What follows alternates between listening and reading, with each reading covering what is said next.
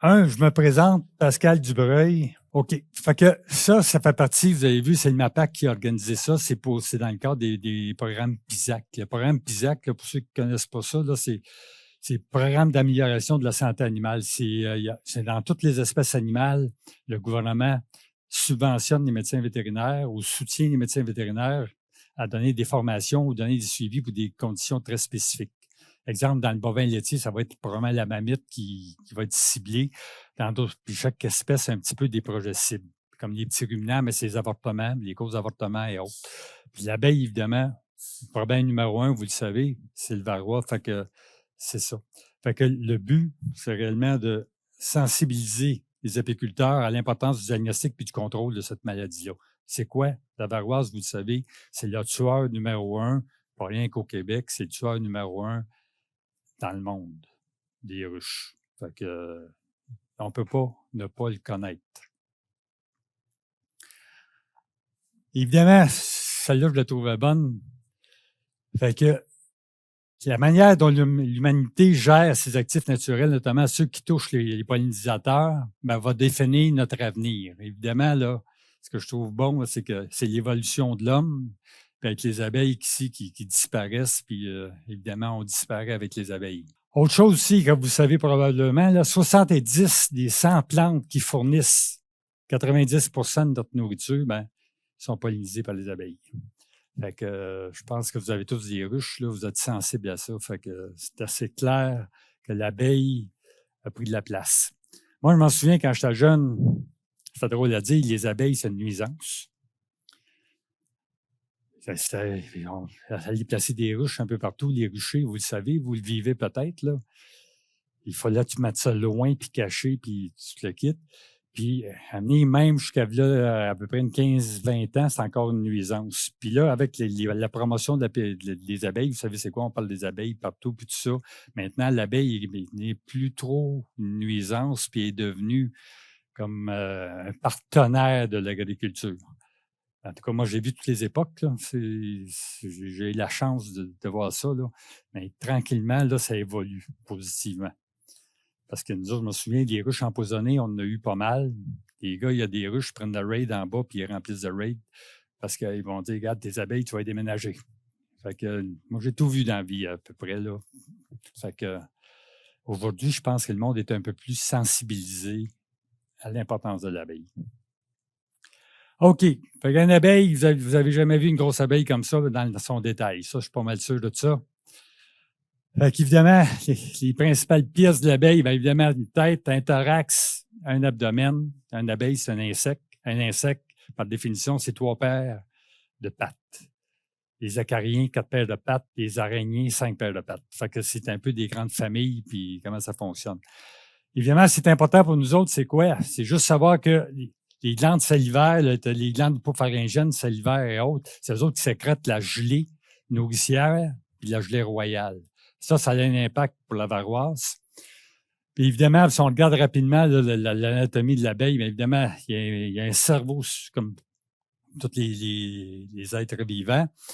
Dans un système digestif, évidemment, avec une grande langue, là, que vous avez déjà vu, thrombocyte. Évidemment que c'est intéressant dans le système digestif, que vous ne savez peut-être pas, on a un proventricule ici. Fait que quand l'abeille prend son nectar, elle l'ingère, ça s'en va dans le proventricule. Le proventricule, c'est quoi? C'est une réserve. Fait que quand l'abeille revient à la ruche, elle transfère le nectar qui a été mis dans le proventricule, elle le transfère à une abeille magasinière avec l'invertase, puis tout ça, là, tranquillement, le nectar va se transformer en miel, c'est ça le principe. Fait que ça, c'est comme, évidemment, c'est la réserve de nectar, puis évidemment, au niveau des pattes arrière, c'est pour le pollen. Autre chose, après ça, tu as une vraie estomac, un système digestif classique, puis évidemment, vous le savez, là, c'est un rectum, un anus et autres. L'abeille a un système circulatoire. Fait que c'est plutôt on appelle ça un cœur, mais c'est des ostioles. Ici, ça pompe. C'est comme réellement un tuyau. Puis, l'abeille n'a pas un système circulatoire comme nous autres avec des vaisseaux sanguins. Fait que c'est de l'hémolymphe. Fait que ça veut dire que tout son système digestif et autres baigne dans du liquide c'est de l'hémolymphe, là. Évidemment, on appelle ça de l'hémolymphe. Pourquoi? Parce que ça n'a pas de globules rouges. Fait que l'hémolymphe, c'est transparent à cause de l'absence de globules rouges. Fait que l'hémolymphe est pompé jusqu'au niveau du cerveau et du thorax, puis l'hémolymphe revient, puis est repompé à l'avant. C'est un peu le système circulatoire de l'abeille. Autre chose, le système rénal, évidemment, c'est équipé un petit peu comme les mammifères. Les reins, bien, c'est les tubes de Malpighi. C'est des grands tubes bleus, dans le fond, qui vont filtrer l'hémolymphe, puis qui sécrètent là, les déchets là, au niveau du système digestif, un peu comme les poules, là, qui est un cloaque où on ramasse tout. Fait que, rapidement, là, c'est un peu ça l'anatomie de l'abeille. Là, je fais un rappel, là, mais on va pas ça à chaque jour. Quand on parle de maladie au niveau du cheptel animal, bien évidemment, l'unité animale pour un vétérinaire, c'est quoi? C'est le chien, le chat, la vache, le porc ou autre. OK? Nous autres, évidemment, l'unité animale, dans notre cas, c'est pas l'abeille, c'est la ruche, qu'on considère comme l'unité animale. Puis l'autre affaire, pour ceux qui ont peut-être un peu plus de ruches puis qui ont eu des pertes et que c'est arrivé, mais c'est souvent le défi, c'est de détecter la maladie. Puis quand tu la détectes dans une ruche, souvent il est trop tard. Quand tu vois que ça va mal, ben, tu as passé le midi, si on peut dire, là, puis à essayer de rattraper ça, puis tu te le quittes, tu travailles souvent après un mort. Fait que l'autre affaire, vous savez, c'est quoi? C'est comme toutes les espèces animales pour nous autres vétérinaires, ben, c'est nos traitements, ben, ils laissent des résidus. Fait que ça, on va les voir un peu plus loin, les approches de traitement qu'on peut avoir, mais c'est pas facile de traiter des abeilles. T'sais, on a l'automne puis le printemps. Si on traite avec des produits qui laissent des résidus, bien, le restant, là, l'été, en théorie, tu n'es pas supposé toucher à ça. Puis le rucher, bien souvent, là, c'est notre troupeau. Fait que des fois, on n'a pas le choix, on a des approches de troupeau à faire. Puis on va le voir un petit peu plus loin. Tout le monde vous avez peut-être vu tous ces chiffres-là dernièrement, là, ça a été envoyé. Là, fait que voyez-vous, au Québec, là, avec nos 56 000 ruches, mais regarde, on a eu là, 50 de mortalité cette année. Fait que, puis si on regarde le Canada est à 45 puis si on regarde l'Alberta, il est monté à 50 Fait que regarde les gros morceaux, là, regarde Québec, tu à 49, l'Ontario, 47, Alberta, tu à 50. Ça veut dire que grosso modo, là, on a perdu la moitié des ruches au Canada cette année. Fait que, évidemment, les causes, ben, ça tourne toujours autour de la même affaire. Là, c'est le varroa numéro 1. Évidemment, on va commencer par aller le voir. Là, qu'est-ce qu'il fait dans notre vie, ce méchant varroa-là? Il vient d'où? Évidemment, là, avant ça, il n'y avait pas. Là, il s'appelle Destructeur. Avant ça, il s'appelait Jacobsoni. Il vivait en équilibre avec Apis cerana au Japon depuis début 1900. En réalité, c'est 1904. Les premières publications sur varroa, c'est 1904. Puis, il vivait, sans dire en harmonie, mais en équilibre avec l'abeille asiatique, là, Cerana. Ensuite, des variantes sont apparues en Corée en 1950 sur Apis mellifera. Apis mellifera, ben, c'est l'abeille qu'on a tous dans nos ruches. Floride, les années 80, Nouveau-Brunswick au Canada, première fois en 89. Québec, 97-98, on n'a pas de date précise, là, mais c'est dans ces années-là, fin des années 90, où c'était apparu au Québec. Ensuite, pour ceux qui avaient des ruches à cette époque-là, je ne sais pas s'il y en avait en 2003, il y avait des ruches, là, 50 des ruches sont mortes en 2003. Fait que c'est à ce moment-là que moi, j'ai commencé à travailler, là, à faire de la recherche apicole là, à la demande du MAPAC, en voulant dire une connaissance un peu des abeilles. Qu'est-ce qui est arrivé? Mais là, on parle de 2003. Oui, la question est, oui, en 2003, quand varroa est arrivé en 98, les traitements aussi étaient en 98. Puis, juste pour commenter sur le 2003, qu'est-ce qui est arrivé, là? Il y avait un produit au Canada d'homologué à cette époque-là, c'était l'Apistan. Fait que tout le monde a roulé avec de l'Apistan, qui est du fluvalinate, là, un insecticide. Tout le monde a mis ça dans ses ruches. C'était pas compliqué. À chaque automne, tu mettais tes languettes de fluvalinate, d'Apistan, puis bingo, ça allait bien. Mais comme tout insecticide que tu utilises à peu près chez n'importe quelle espèce animale, ou même les antibiotiques, là, ce qui est peut-être plus près de vous autres, là, après un certain temps, tu crées une résistance. Ou il se bâtit une résistance. Fait qu'en 2003, ce qui est arrivé, c'est que le varroa il était résistant au fluvalinate. Tu avais beau en mettre, ça ne fonctionnait plus dans les ruches. Puis, c'est facile à comprendre, hein? La résistance, que ce soit aux insecticides, que ce soit aux antibiotiques, peu importe une résistance aux herbicides, c'est pas compliqué. Vous traitez, vous tuerez jamais 100% des individus. Si vous traitez qu'un produit qui tue 100% des individus, vous êtes correct. Vous ne créerez jamais de résistance, mais ce n'est pas le cas. Parce qu'il y a 1% qui n'est pas mort. Il y avait des gènes où il y avait une propriété spéciale, où il y avait un génome quelconque qui faisait en sorte que lui, l'antibiotique ou le produit que vous utilisez pour le détruire, il n'est pas là. Mais ce 1%-là, qu'est-ce qui arrive? Il se reproduit. Et après ça, un an après, ben, ça a doublé ou triplé, puis tac, tac, tac, tac, tac. À un moment donné, vous avez une population. Vous avez sélectionné. Qu'est-ce que vous avez fait? Vous avez fait une sélection d'un produit ou d'un organisme qui est résistant aux produits que vous avez utilisés. C'est pour ça que les monos, si vous utilisez toujours le même produit, indépendamment des productions que vous faites dans votre vie, là, bien, à un moment donné, vous allez avoir de la résistance, c'est tout à fait normal. Puis ensuite, bien, l'Australie, jusqu'à cette année, l'Australie, c'était à peu près le seul endroit au monde, à part les îles de la Madeleine, là, où il n'y avait pas de varroa. Puis cette année, au courant de l'été, ils en ont retrouvé. Fait que l'Australie n'est plus exempte. Fait que les autres travaillent présentement pour essayer d'éradiquer puis se débarrasser, là, mais vous savez c'est quoi, varroa, là, ben, bonne chance s'ils sont capables de contrôler ça. OK. Fait que juste vous montrer la carte en fonction des années. Ben, c'est pour ça que je vous dis, l'Australie, évidemment, en gris, c'était absent, mais là, on ne peut plus la considérer comme absente. Fait que voyez-vous, là, ça a commencé en Asie, ça s'est propagé en Europe, Floride, évidemment, puis là, ben, ça a fait le tour du monde. Fait que il y en a partout.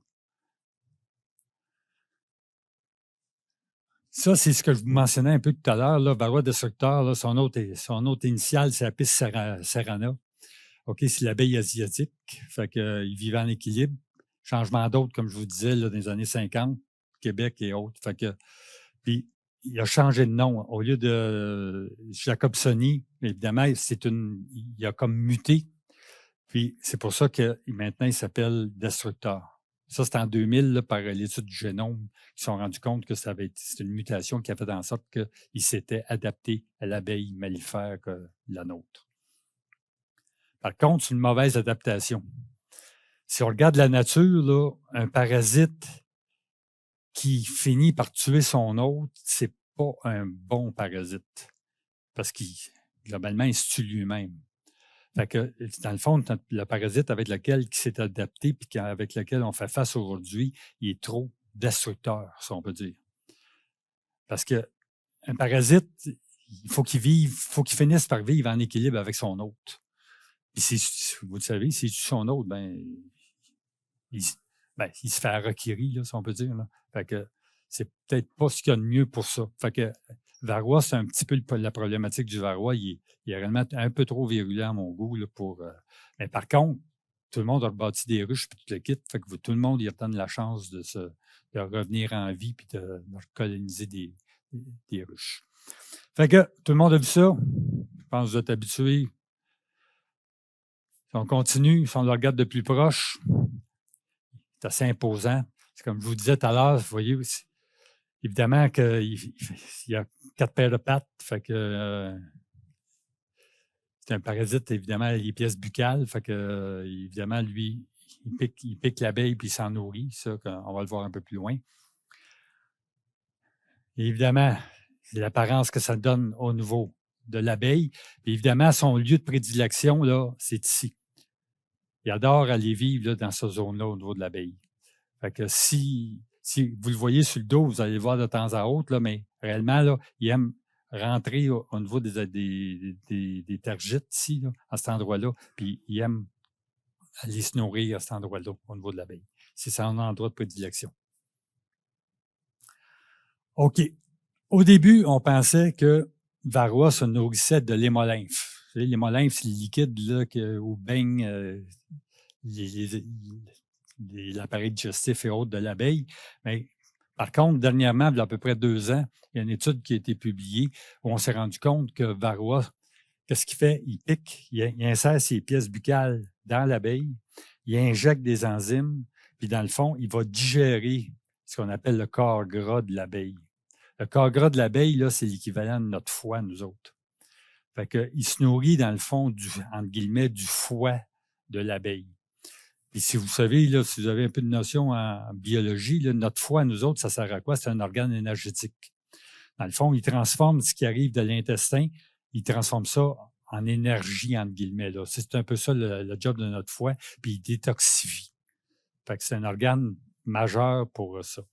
Fait qu'évidemment, mais si notre abeille fait gruger, entre guillemets, le foie, mais vous comprenez que c'est une attaque majeure à un organe majeur. Fait que c'est pour ça que c'est important de savoir maintenant que notre abeille là, se nourrit principalement du corps gras de l'abeille. Autre chose qui est primordiale à savoir, c'est qu'elle véhicule, le varroa véhicule des virus et des bactéries. Fait qu'évidemment, quand il va piquer l'abeille, il réinjecte des virus et bactéries. Puis en plus, ce qui est important de savoir, là, puis je pense que c'est un gros morceau qu'il ne faut pas vous oublier aujourd'hui, là, varroa est un agent multiplicateur de certains virus des abeilles. Il n'est pas rien que véhicule, il n'est pas rien que transporteur. Là.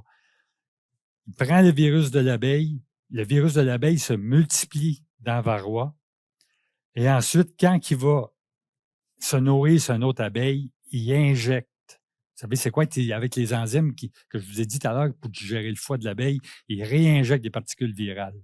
Fait que là, c'est pas rien, on n'a pas rien qu'une abeille qui se contamine avec une autre abeille, le virus, là, comme la COVID, nous autres, qu'on attrape dans l'air, là, notre abeille, elle se fait injecter avec des virus. Puis un des virus qui est important, vous avez probablement entendu parler de ce virus-là, le virus des ailes déformées. Ça vous dit de quoi, ce virus-là? Bon, le virus des ailes déformées, là, il y a des sous-variantes maintenant qui sont apparues. Il y a des sous-variantes A, B et C. Mais principalement A, B. Puis la deuxième sous-variante, B, et probablement, ils pensent qu'elle est responsable là, du CCD aux États-Unis. Tu sais, la Colony Collapse Disorder, là, il y a les ruches qui se vident aux États-Unis. Là. Probablement, il y en a qui relient ça au virus des ailes déformées, le sérotype B. Le virus des ailes déformées, lui, il multiplie par 10 000 à peu près, là, ce que j'ai lu. Fait que vous vous rendez compte de l'importance de ça. Puis moi, je vais même jusqu'à penser que si il n'y avait pas de virus, probablement varroa ne serait pas si néfaste au niveau des ruches. Je ne dis pas qu'il ne l'est pas. Mais pourquoi qu'on perd des ruches, là? Mon avis, là, c'est les virus qui tuent nos ruches à l'automne et à l'hiver, plus que le varroa. Puis, je sais, j'ai une étude là, qui vient de finir. Là, on a fait ça à Deschambault là, avec des ruches hyper contaminées. Nos populations virales, là, on a suivi nos populations virales au cours des mois. Là, puis dans nos ruches hyper contaminées, là, au mois d'août, septembre et octobre, là, les virus sont là en quantité industrielle. Fait que, ça démontre un petit peu l'importance des virus. Fait que, voyez-vous, là, varroa, je ne dis pas qu'il est bien, là, mais les virus qui viennent avec, c'est un problème. Parce que les virus des abeilles, là, il y a 25 virus à peu près qui sont connus depuis les années 60-70 dans les abeilles. Ces virus-là, personne n'en parlait. Pourquoi? On savait qu'ils étaient là. Ils faisaient quoi? C'était mineur. Même, il y a plusieurs virus qui se sont dit, mais regarde, on les retrouve, on les cultive. L'effet dans la ruche, on ne sait pas trop, on ne sait pas trop. C'est toujours un petit peu là, inconnu. Fait que ça veut dire que c'était pas trop néfaste. Quand varroa est arrivé, les problèmes viraux ont commencé à apparaître. Fait que c'est relié. Pensez virus, pensez varroa, ces deux-là ensemble, là, ils détruisent vos ruches. Fait que le moyen de protéger vos ruches, c'est quoi? C'est de contrôler le varroa. Parce que contrôler les virus, vous n'y arriverez jamais. C'est clair? OK. On rentre un petit peu maintenant là, dans la production. Vous connaissez tout ça, OK? Les cycles évolutifs des trois castes des abeilles. Les trois castes des abeilles, là, c'est évidemment, tu as la reine, les faux-bourdons, les ouvrières. Ça, vous les connaissez autant que moi. Et évidemment, c'est toujours facile. La reine, c'est 3, 5, 7. Évidemment, vient au monde au bout de 16 jours. L'ouvrière, ça aussi, c'est facile à obtenir. Ça, je dis aux étudiants, regardez, 3, 6, 12. Facile à obtenir. 3 jours en œuf, 6 jours en larve. En infopopulation, tu as 12 jours. Correct? Ensuite, les mâles, c'est quoi? 3, 6, mais lui ici, un petit peu plus long. 14 jours. 14-15 jours. Ça a une importance majeure pour le varroa. Fait que le varroa, il y a 2 jours de plus pour se développer. Mais ce 2 jours de plus pour se développer là a une importance capitale pour lui. Fait que c'est bon pour ça. Tout le monde est à l'aise avec ça. 3, 6, 12, puis 3, 6, 15. Grosso modo, là, on essaie d'obtenir ça comme ça. Évidemment, la reproduction de varroa, ben, c'est assez simple. Je pense que je vais peut-être aller un peu plus loin. On a nos 3 jours œufs. On a nos 6 jours en larve. Ensuite, évidemment, c'est capé.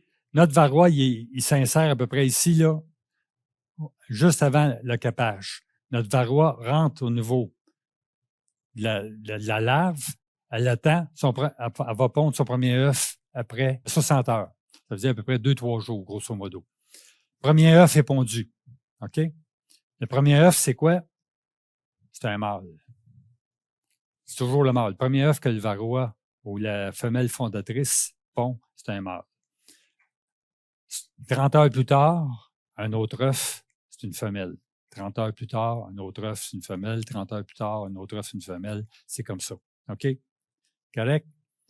Fait que premier œuf après 60 heures, puis ensuite, aux 30 heures, un autre œuf qui est pondu par la femelle fondatrice varroa. Le mâle varroa, le fils de la femelle fondatrice qui accouple ses sœurs. Fait que ça fait un petit peu incestueux. Mais par contre, le mélange chromosomique, là, parce que dans le fond, à un moment donné, ça devient non efficace, la reproduction à l'interne. Ça fait en sorte que quand vos populations de varroa montent au niveau des ruches, bien là, il y a 2 ou 3 femelles fondatrices qui vont rentrer dans une même alvéole. Fait que là, c'est là que le mélange chromosomique, si on peut dire, là, se fait. OK? Quand il n'y a presque pas d'infestation, il va en avoir une fondatrice. Quand vous êtes rendu à un niveau élevé d'infestation, vous allez avoir 2-3 femelles fondatrices. Évidemment, le mâle, ben, il accoupe un peu tout le monde, lui, là, qui vont venir au monde là-dedans. Fait que là, le mélange chromosomique, c'est là que se fait. Fait que ça fait en sorte que lui, il est capable de continuer à avoir une descendance viable.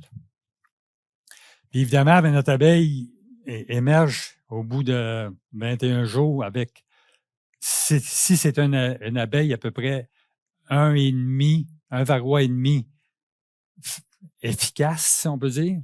Puis si c'est un mâle, c'est 2,5. Fait que voyez-vous la différence entre une abeille et le mâle, c'est un varroa de plus par cycle. Fait que c'est là qu'il est important. Le 3 jours, là, ça fait juste donner le temps à une maturation. Parce que nos œufs qui sont pondus, là, il y en a qui ne sont pas jamais matures, mais le 3 jours de plus fait en sorte qu'il y a un varroa de plus. Fait que vous voyez l'efficacité là, de reproduction au niveau du couvain de mâles. C'est pour ça que le varroa est attiré par les mâles, par le couvain de mâles. OK, même chose que je viens de vous dire. Là, c'est exactement le même pattern. Ça, c'est la famille varroa au complet. OK, on a notre femelle adulte qui est là, couleur brune. Jeune femelle fécondée, voyez-vous la couleur? Évidemment, moins foncée. Puis après ça, bien évidemment, tu as tous les cycles là, qui avancent comme ça. Là. Puis le mâle, qui est là. En passant, le mâle ne se nourrit pas, lui. Fait que lui, il est là pour accoupler les femelles qui sont avec lui au niveau de l'alvéole, puis ensuite il meurt. Fait que lui, il n'y a pas de rôle de véhicule comme tel.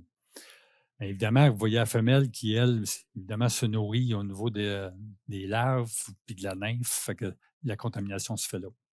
Même chose encore, là, c'est évidemment, je me répète peut-être un peu, là, infestation, premier œuf aux 30 heures. N'oubliez pas, aux 30 heures, on a un œuf. Évidemment, premier œuf, notre mâle, ensuite des femelles. OK, même chose. Comme je vous dis, 1,5 filles par abeille, 2,5 filles par mâle. Ça aussi, c'est important.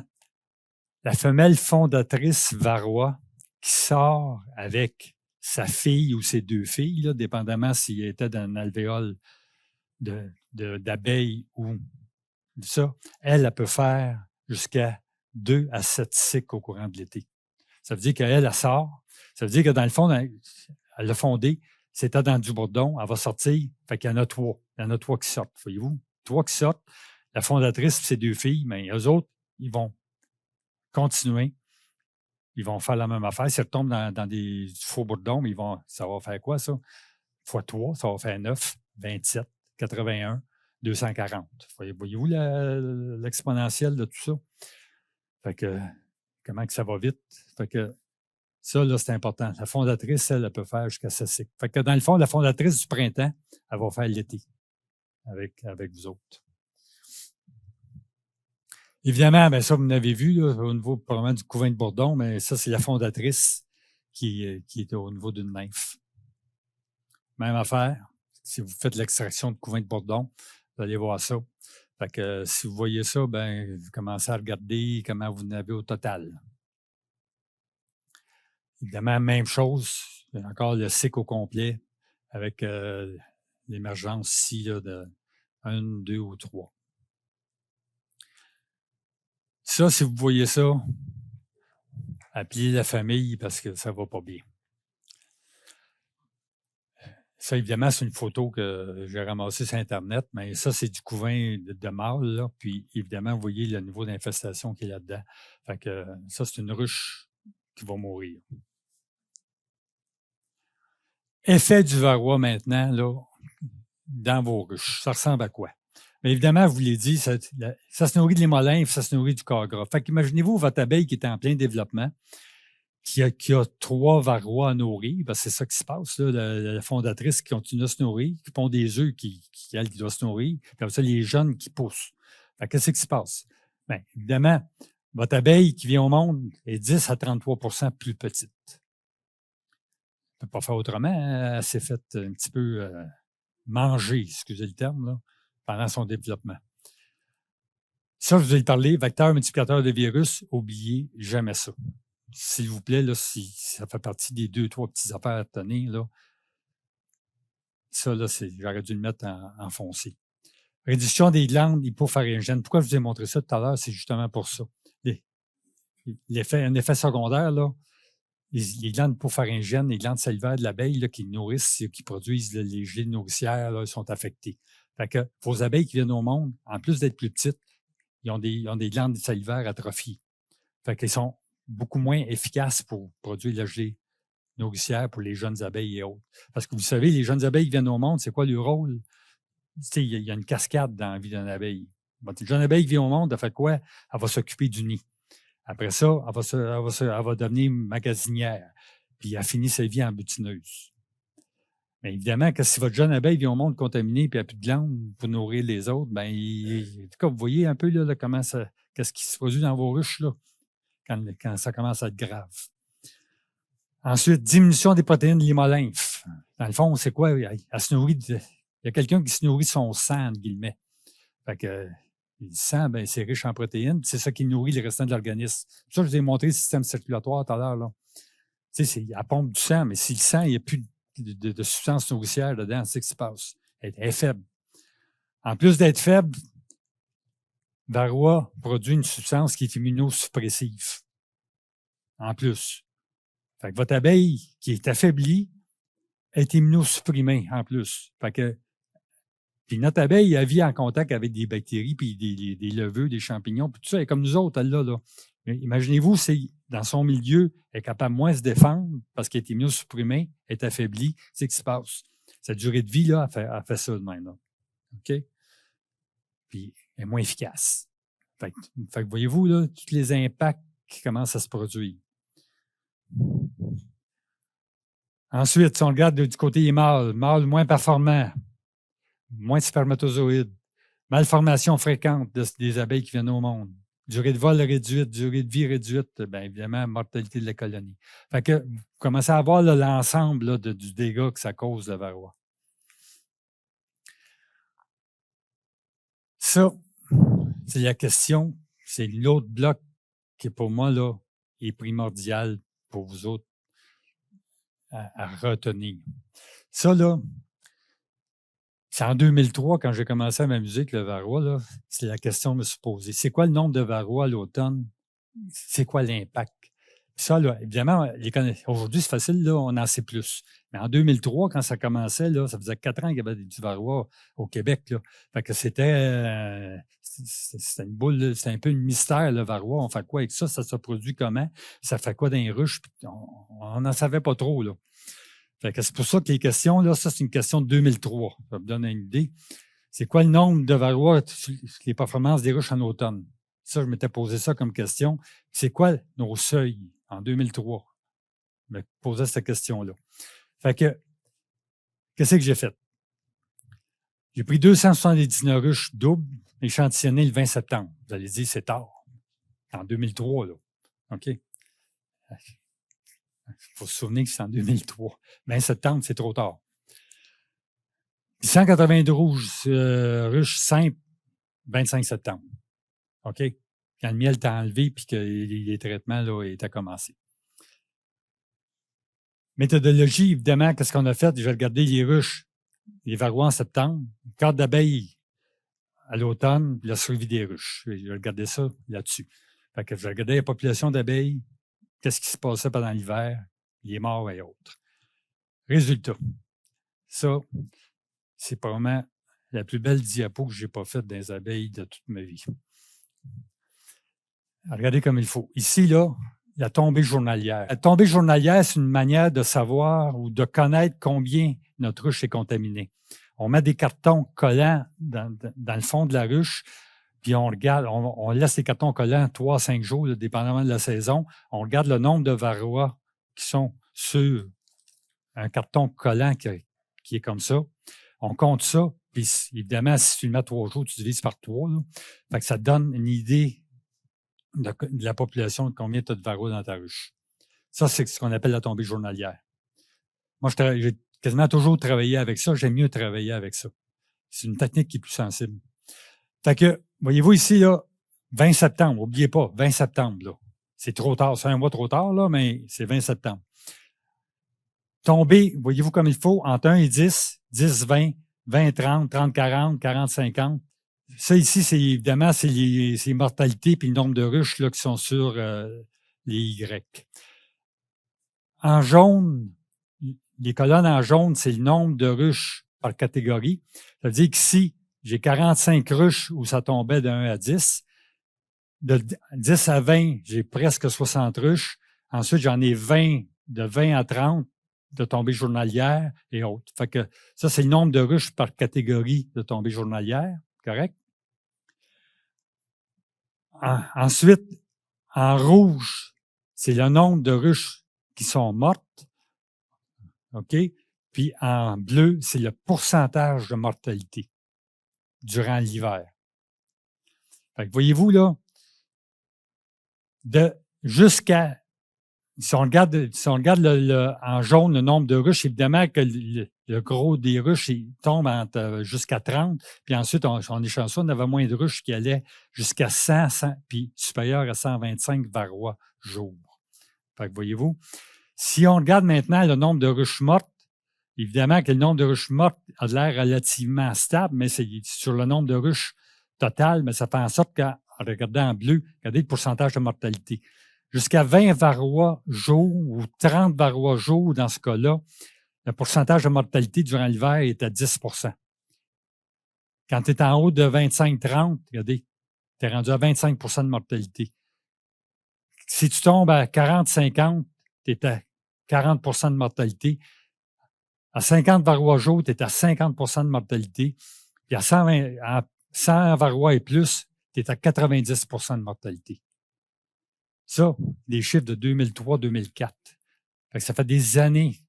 Ça fait drôle à dire, là. Quand je vous dis, ça fait drôle à dire, c'est la plus belle diapo que j'ai jamais faite, là. Ça fait des années qu'on sait ça. Il n'y a rien de nouveau pour moi sous le soleil, là, que la quantité de varroa, là, à l'automne, a prédit ta mortalité hivernale. Ça fait 20 ans qu'on sait ça. Il faut que tu arrives, là, en automne, là, avec quoi?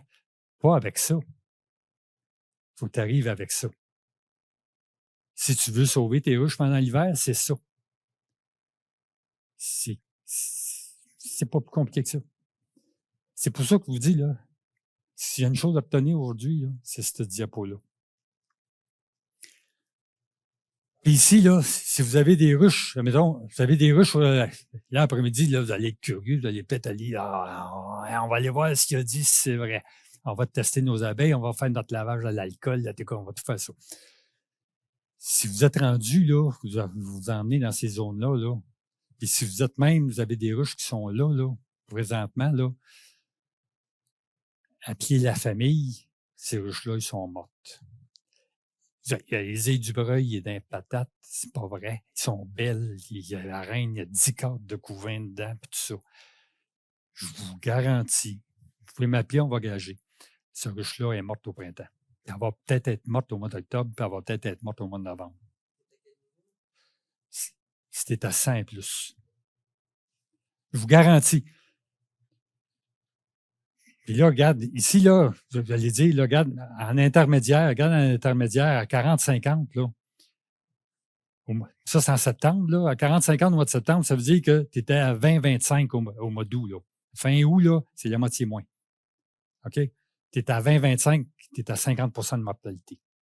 Fait que moi, je n'ai pas de misère à croire que les ruches qui sont mortes, les 50 de mortalité qu'on a eues, là, c'est pas compliqué, là. Il y a eu une perte de contrôle de varroa l'été passé. Si vous avez de la mémoire apicole puis de la mémoire de météo, là, vous vous souvenez, le printemps, pas le printemps qu'on vient de vivre, l'autre avant, vous vous souvenez, on a eu l'été au mois d'avril puis au mois de mai. Vous vous en souvenez de ça, là? C'était l'été. Qu'est-ce qui est arrivé? La ruche, elle a, entre guillemets, explosé. Varroa, il a fait quoi, lui? Il a explosé. Fait que Varroa, là, il y a eu 2 cycles de plus cet été-là pour faire ses dégâts. Fait que 2 cycles de plus. Pourquoi que c'est important, 2 cycles de plus? Je ne suis pas rendu là, mais je vais vous le dire tout de suite. À chaque 2 semaines et demie, la quantité de varroa dans votre ruche, elle double. C'est une autre affaire. C'est tous des chiffres, là. C'est tous des petits punchs qu'il ne faut pas vous oublier. Vous partez à calculer aux 2 semaines, ça double, là, c'est peut-être pas exact, parfait, là, mais c'est pas loin de ça. C'est 2 semaines et demie, le vrai chiffre, là. Mais calculez, là, vous partez avec 10 varroa au mois de mai, le 15 mai. OK? Mais vous en avez 20 le 30. Le 15 juin, vous en avez 40, 80. Voyez-vous comment ça va vite, là? C'est encore pas pire, 80 dans une ruche, là, c'est mineur. Après ça, c'est 160, 320. Oups, ça commence à être moins drôle. 640, 1200, 2000. T'es rendu à 2000, là, au mois d'août, là. La question, c'est est-ce que la météo a un impact? Moi, je pense plutôt l'impact, c'est réellement le beau temps qui permet à votre ruche de se développer et de se développer tôt. C'est juste ça. La sécheresse, ensuite, bien évidemment, si t'arrêtes pas au moins, mais si tes varroas sont déjà tu sais, au mois d'août l'année passée, ça a été ultra sec. Mais par contre, si les varroas, les populations de varroas étaient déjà rendues à 2 3 000, 5 000, les autres ne meurent pas, là. Ils sont là. Puis le pire, c'est quoi? C'est que votre reine diminue sa ponte au mois d'août. Fait que tu as 5 000 varroas pour contaminer une ponte moins grande. Puis vous savez que vos abeilles d'hiver sont pondues. Ça, c'est l'autre affaire qui est bien importante. Elles sont pondues quand, vos abeilles d'hiver? C'est ça. Vos abeilles d'hiver, là, qui doivent survivre à l'hiver, parce que vous savez, vos reines arrêtent de pondre à peu près quand vous les nourrissez, là, mi-septembre, à peu près en 1er octobre. Bien, vos abeilles, là, ils vont être pondues, là, ça s'en vient, là, dans 2 semaines, là, vos abeilles d'hiver, la reine va y pondre. Fait que si vos abeilles d'hiver sont pondues en période de forte population de varroa, avec ce que je viens de vous montrer, qu'est-ce qui se passe? Vos abeilles d'hiver viennent au monde hyper contaminées, affaiblies, malades, avec des virus. Là, vous demandez à ces abeilles-là, il faut que tu vives 6 mois, puis le printemps prochain, il faut que tu redémarres la ruche. Bien, votre ruche, là, est morte. La question, c'est est-ce qu'on pourrait apprendre des gens qui vivent dans des climats plus au sud?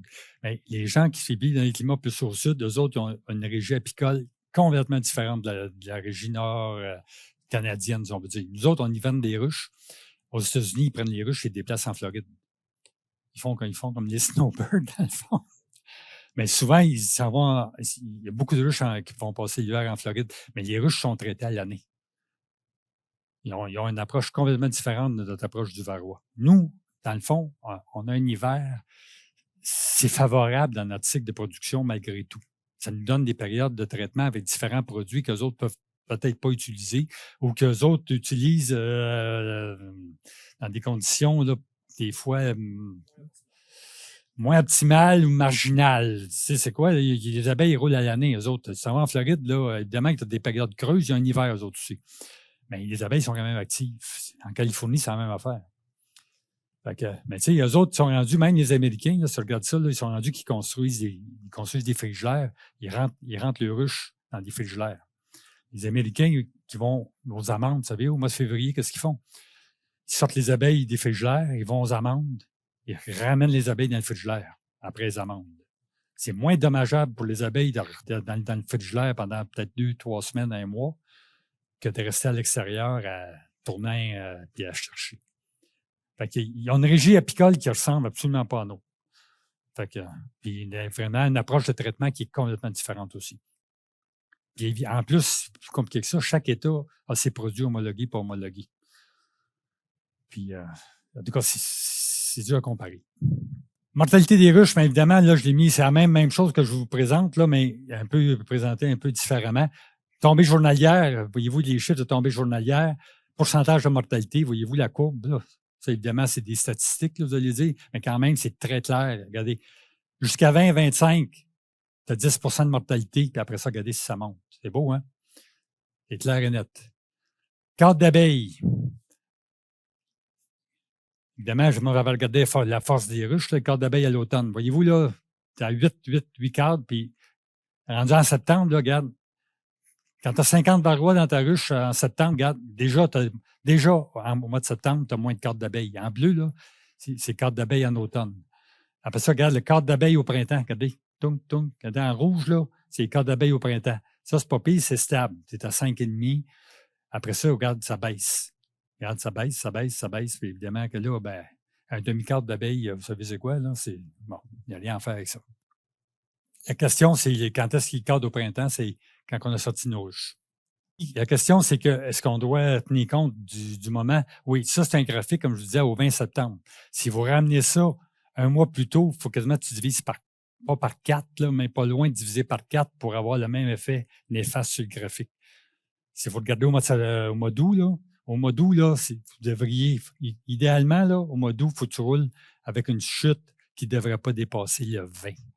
Si vous êtes à 20, là, pensez à traiter vite. OK, c'est la même affaire. Données prédictives là, sur le nombre de cadres d'abeilles restants au mois d'avril, mais c'est la même affaire. Faut-tu avec, selon la tombée journalière, mais regarde, plus tu as de varroa, moins il te reste de cadres d'abeilles au printemps. C'est pas un mystère, c'est démontré. Puis ça, là, c'est pas avec 3 ruches, là, regarde, les 200. Là. Fait que, puis pour 300 ruches, évidemment, dans un autre type d'hivernement, je voulais juste comparer les 2 types d'hivernement. Regarde, on a sensiblement, là, je ne veux pas m'attarder, là, on a sensiblement la même chose. Ici, la chance qu'on a, c'est que, voyez-vous, notre répartition dans les ruches totales, en rouge, on a une répartition qui est quand même plus égale. C'est le fun, tomber chanceux, sur la tombée de varroa, que ce soit de 1 à 10, 10, 20, 30, 40, 50, 75, 100, puis plus que 125. Voyez-vous, on a une répartition assez égale. Mais encore, regardez le pourcentage de mortalité. Voyez-vous, ici, là, même à 20, on avait tout à l'heure dans les ruches simples, on était correct. Mais regarde, ici, là, 10 à 20, on est déjà rendu à 25 de mortalité. Pour hiverner. Pour hiverner, les ruches simples, ruches doubles, ruche simple, c'est hiverner à une hausse, la boîte, là. La ruche mère, si on peut dire. Puis les doubles, c'est une hausse à 2 hausses. 2 boîtes. Voyez-vous, on a à peu près la même chose. Mais là, la mortalité apparaît même plus vite en fonction du varroa. Regardez. Pourcentage de mortalité en jaune, voyez-vous, là, c'est pas long, hein, tu arrives à 30 là. Puis regarde, encore la même affaire, à 125, regarde, 90 Même affaire. Ça, c'est avec 300 ruches. Fait que j'avais des données à 500 ruches là, de 2003 qui démontraient ce qui me semble qu'on devrait savoir depuis toujours. Excusez, là, mais c'était... OK, même affaire, c'est la même chose, du nombre de cadres au printemps pour les 300 ruches, même affaire. Conclusion de ça, moi, il me manquait à ce moment-là les données de juillet, août et septembre. Parce que, évidemment, comme la question m'a été posée tout à l'heure, hey, c'est quoi au mois d'août, qu'est-ce que ça représente? Mais évidemment, maintenant, on sait que ça double, parce que je me suis amusé par après, je sais que ça double aux 15 jours, mais là, on est capable de dire maintenant, au mois de septembre, c'est quoi? Fait que, je pense que c'est assez clair. Vous m'avez répondu, il faut éviter l'augmentation des varrois en saison. Il est là le clou. Si vous voulez sauver vos ruches, c'est pas au mois de septembre qu'il est le temps de les sauver, je vous dirais, là, c'est là. Pas aujourd'hui, mais peut-être demain. C'est le moment de travailler sur vos ruches-là. Là. Parce que vos abeilles d'hiver, je me répète, là, ils vont venir au monde, ils vont être pondus, la reine va les pondre dans quelques jours ou quelques semaines. C'est eux autres qui doivent être saines pour sauver votre ruche. Fait que, sauvez les abeilles d'hiver. Pourquoi est que le varroa est si problématique? C'est pas compliqué. Ici, on a notre population en varroa ou en abeilles là, de 10 000 à 60 000. On a les mois de l'année. Évidemment que je ne vous apprends rien. Là. Vous savez, la population d'une ruche, elle monte jusqu'en été, puis elle commence à décroître au mois d'août, puis tout ça.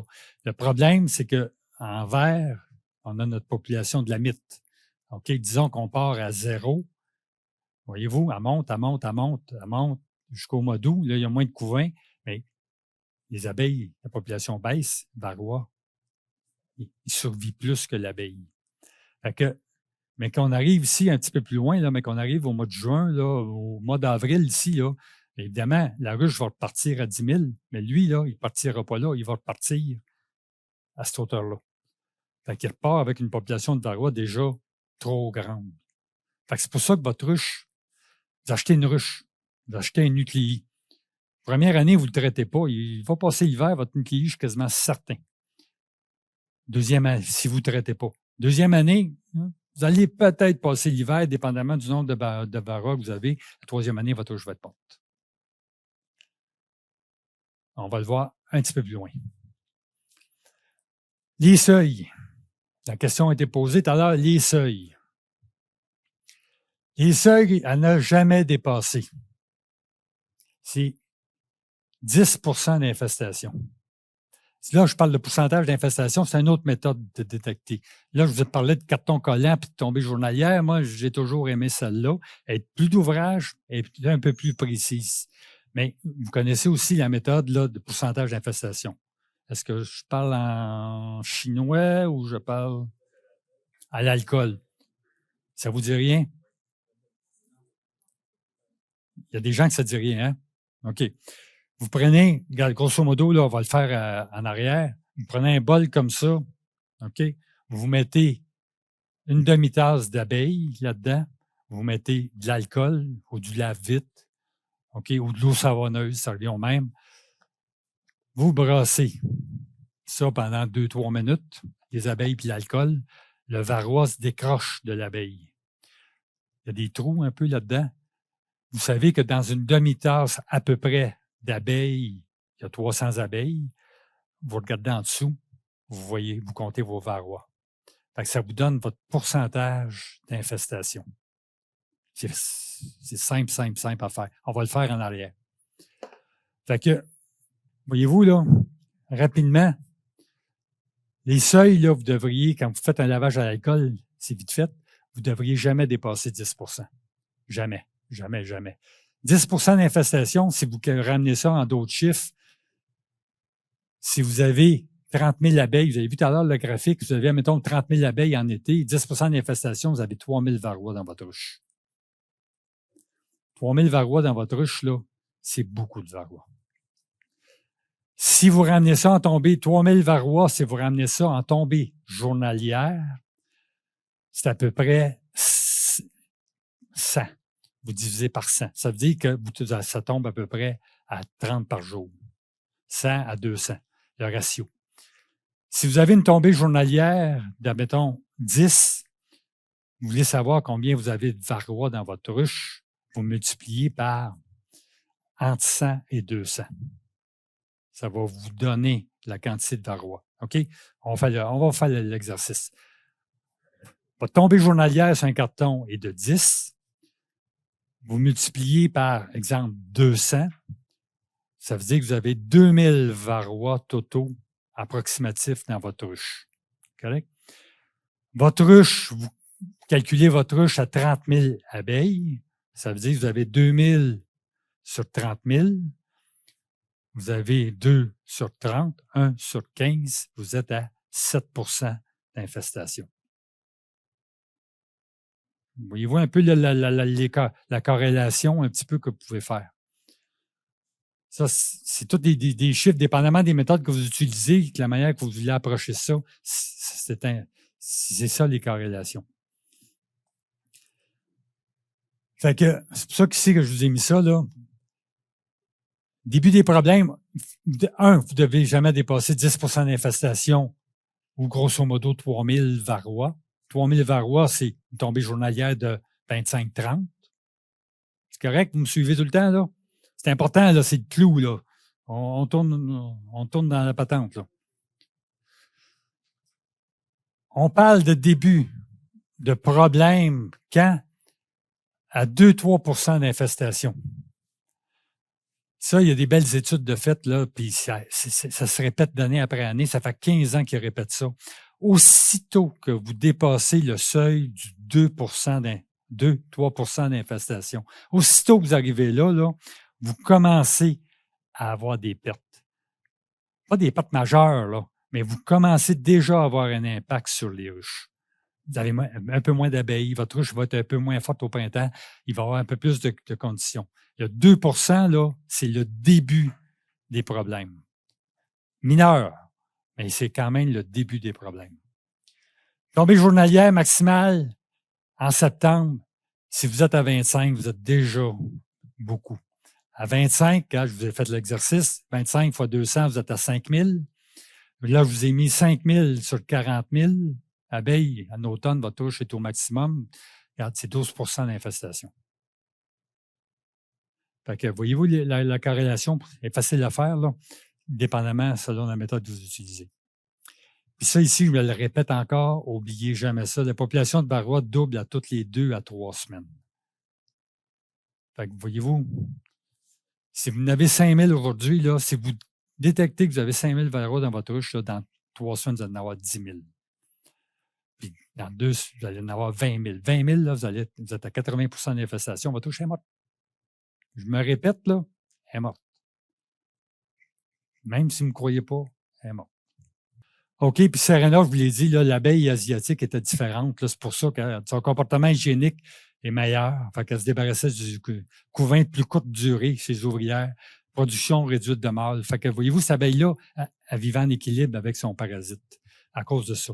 Plus de sémage, donc elle faisait, entre guillemets, plus de nucléi.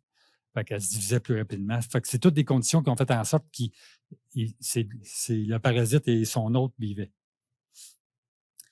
Méthode de dépistage, rapidement, je vais passer rapidement parce qu'on va y voir en arrière là, un peu plus en détail. Évidemment, tu as le peigne. Le peigne, c'est ça, là, peut-être que ça ne te dit rien.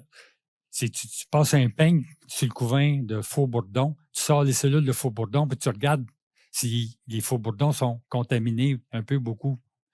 Ça va juste vous donner une idée. Le décompte de ça, là, moi, j'en tiens même pas compte. Mais si tu en vois beaucoup, là, c'est peut-être le temps de peut-être sortir l'alcool puis regarder comment il y en a en réalité.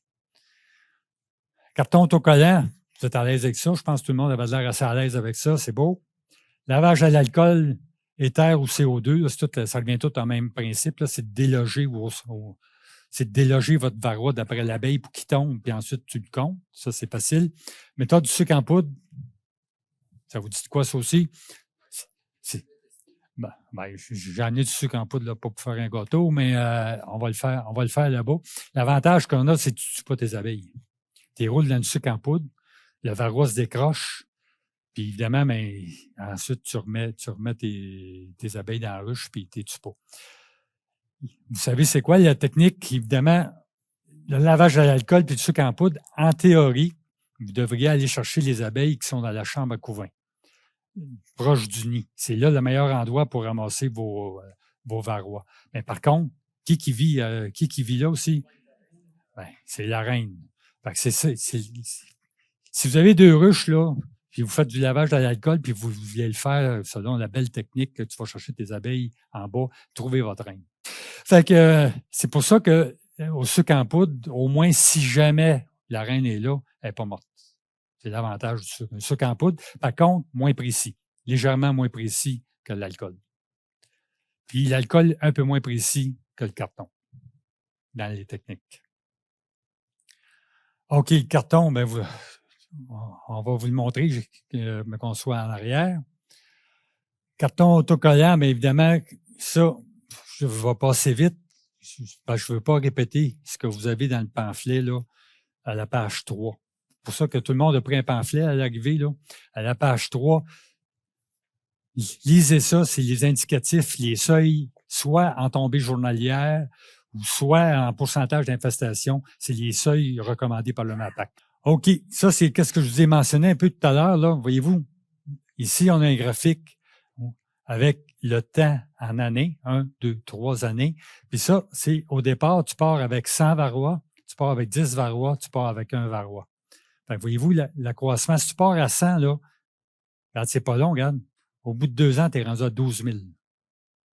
Si tu pars à 10, bien, pour arriver à 12 000, mais tu as un an de plus de répit. Si tu pars à 1, bien évidemment que, tu sais, c'est quoi? Ça va s'échelonner. Mais si vous ne traitez pas, ça va mourir. C'est juste une question de temps. OK. Ça, c'est le chiffre, c'est le graphique là, c'est du 2 Voyez-vous ici, là, ça, c'est les Allemands qui ont publié ça, il y a à peu près, je vous dirais, 7 ans à peu près, que je me souviens. Ça, c'est votre pourcentage ici en bas, là, si vous voyez comme il faut, c'est le pourcentage d'infestation. 0, 20, 40, 60, 80, évidemment, 100. Puis ça, ici, c'est le pourcentage de mortalité hivernale. OK? Fait que voyez-vous, là, les ruches qui sont aux alentours là, de moins de 10 d'infestation, ça, c'est calculé en septembre. C'est écrit quelque part. C'est en septembre qu'ils ont fait ça. Mais voyez-vous, tu as un taux de mortalité aux alentours de entre 5 et 10 Voyez-vous, en septembre, là, regarde, pourcentage d'infestation, regarde comment ça monte. Pas long, hein? Aussitôt que tu dépasses 10 d'infestation, regarde le taux de mortalité, qu'est-ce qu'il fait? Regarde. Le taux de mortalité, là, évidemment 100 de mortalité, là, c'est facile, là, mais voyez-vous? Mais voyez quand même l'importance, de garder votre population de varroa basse. Ça, c'est au Congrès mondial qui a eu lieu à Montréal, là, c'était pas déjà 3 ou 4 ans. C'est les mêmes Allemands qui ont publié des chiffres avec plus à jour. Fait que voyez-vous, ici, même affaire. Ça, c'est une photo que j'ai prise de 2 posters. Là. Ça, c'est évidemment en termes d'infestation en pourcentage. OK? Puis ça, ici, c'est le taux de mortalité. Fait que voyez-vous, là, plus tu as des mythes, plus tu as de la mortalité hivernale. Puis c'est pas gros, là. Regarde le pourcentage, on n'est plus à 100, là. C'est 2 3 4 5 6 Pas gros, là. On n'est plus à 20 là. Puis regarde, ça monte. Fait que, tu sais, je le répète, le chiffre magique, c'est 2 En haut de ça, tu commences à avoir une hypothèque sur la ruche. Fait que réellement, là, ici, ben, je fais juste comparer les différentes méthodes là, que vous connaissez un petit peu. Là. Le carton, évidemment, c'est ça. Il y a des avantages. Il coûte 5-6 piastres présentement, là, à peu près 4 piastres et demi, 5, 5, 6, dépendamment où vous l'achetez. Tu es obligé d'aller le mettre dans ta ruche. Mais quand vous en avez 2-3 ruches chez vous, c'est pas pire, tu le mets, puis 3 jours après, tu le retires. Mais quand mon neveu, il y a 1500 ruches, là, c'est pas vrai qu'il va faire ça. OK? Fait que, il les met autour des ruches, autour de la maison, mais tu ne retournes pas dans un rucher à 25 000 pour chercher tes cartons. Fait que, c'est très précis. Moi, je considère que c'est la meilleure méthode. Par contre, tu es obligé d'y aller 2 fois. Puis évidemment, ben, ce qui va bien pour ça, ben, si tu as les plateaux grillagés, ça va mieux, mais tu peux toujours l'introduire quand même dans des ruches si tu n'as pas de plateau grillagé. L'alcool, le fun, c'est que tu arrives dans ton rucher puis tu peux faire ça tout de suite. Ça prend à peu près 3 minutes. Quand tu es habitué à faire ça, tu brasses pendant 2 minutes, tu le comptes là-dedans. Tu peux le recommencer 2-3 fois. Ça donne une idée immédiate. Pour quelqu'un qui a plusieurs ruches ou plusieurs ruchers puis il veut savoir à quoi s'en tenir, je pense que c'est peut-être la méthode la plus rapide. Fait qu'il y a tout de suite son idée. Mais un petit peu moins précis. Du sucre en poudre, bien évidemment, le sucre en poudre, comme je vous disais tout à l'heure, un petit peu moins précis que l'alcool. Mais quand même, au moins, si vous n'en voyez pas, il y a des chances qu'il n'y en a peut-être pas. Mais si vous en voyez 10, mais qu'il y en ait 10 ou 12, vous devriez allumer pareil. Vous comprenez? Là? Fait que vous pouvez, je pense, jouer avec l'incertitude ou l'imprécision quand tu es rendu avec des grands nombres. Fait que ça, vous avez ça aussi, je pense, dans le pamphlet, je pense que vous l'avez. Dépister. Évidemment que si vous avez 2-3 ruches, là, comme la majorité de vous avez, là, 2, 3, 4, 5, évidemment, là, vous travaillez, vous avez 5 colonies et moins, bien, vous les faites toutes. Vous en avez 15, faites-en en moitié. Vous en avez 30, vous en avez plus, faites-en 10-12 par rucher. Le problème, là, il est ici, là.